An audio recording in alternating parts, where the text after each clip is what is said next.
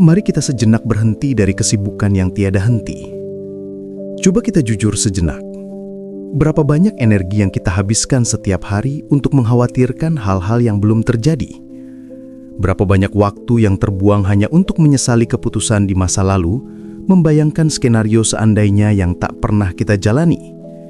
Kita sering merasa hidup ini seperti perlombaan tanpa garis finish, terus berlari mengejar impian, terus berjuang untuk menghindari kegagalan, dan terus menekan diri sendiri agar segala sesuatu berjalan sesuai naskah sempurna yang kita tulis sendiri.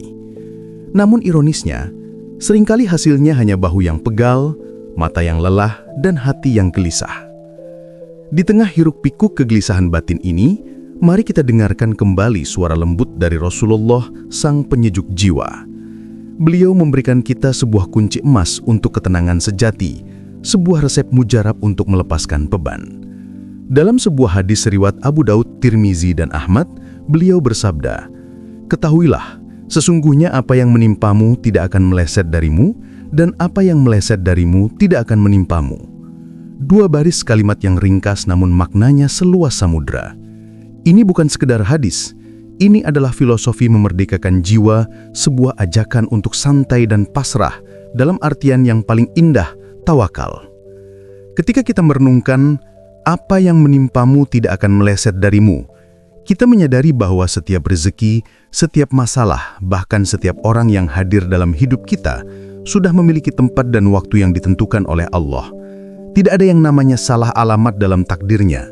Saat badai hidup datang, entah itu kehilangan pekerjaan, ujian akademik yang berat, sakit atau kegagalan finansial, ingatlah bahwa ini adalah bagian dari jalan kita.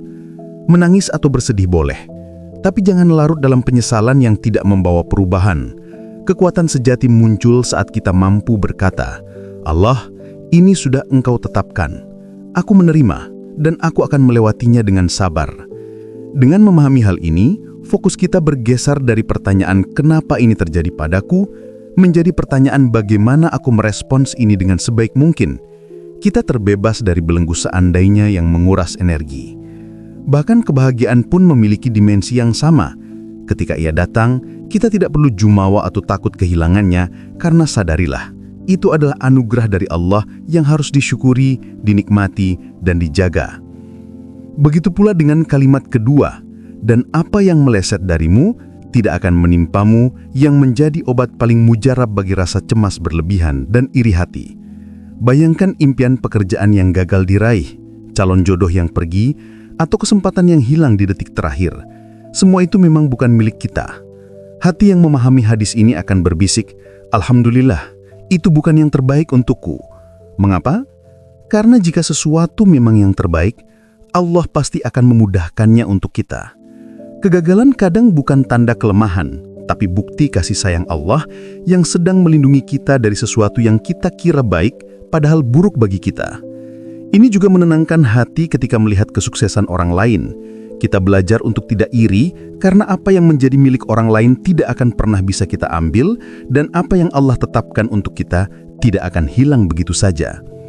Fokus pada ladang kita sendiri, rawat dengan sepenuh hati, dan jangan sibuk menatap ladang tetangga. Hadis ini bukan ajakan untuk bermalas-malasan, melainkan penyempurna dari konsep tawakal dan motivator terbesar untuk ikhtiar. Kita tetap wajib berusaha sekuat tenaga, belajar, bekerja, menanam, menyiram, dan merawat.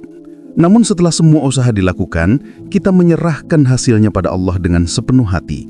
Fokus kita adalah proses, bukan sekedar hasil. Kita belajar menerima kegagalan dengan lapang dada dan bersyukur saat berhasil. Bayangkan seorang petani yang menanam benih dengan penuh perhatian.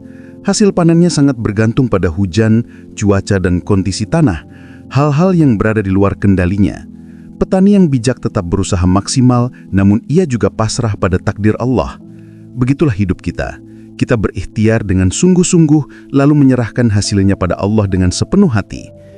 Mari kita jadikan hadis ini sebagai kompas harian. Lakukan yang terbaik hari ini dengan penuh keikhlasan. Jika berhasil, ucapkan syukur. Jika gagal, ucapkan ridho. Angkat beban kekhawatiran dari pundakmu. Percayalah bahwa apapun yang seharusnya menjadi milikmu tidak akan pernah meleset darimu.